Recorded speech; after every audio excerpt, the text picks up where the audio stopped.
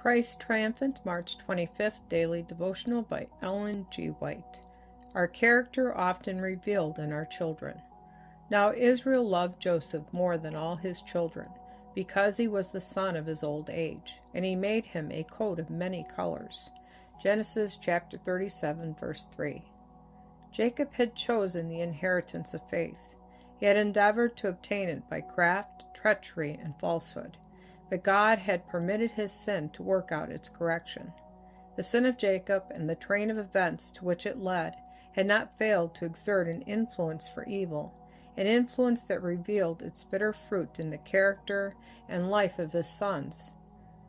There was one, however, of a widely different character, the elder son of Rachel, Joseph, whose rare personal beauty seemed but to reflect an inward beauty of mind and heart.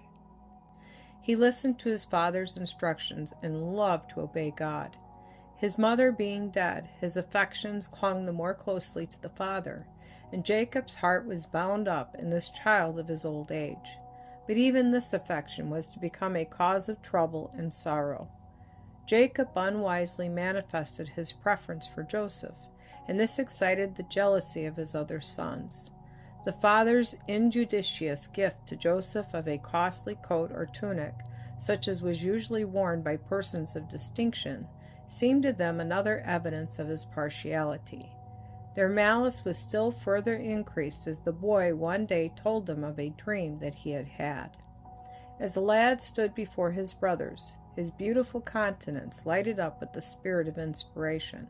They could not withhold their admiration, but they did not choose to renounce their evil ways, and they hated the purity that reproved their sins.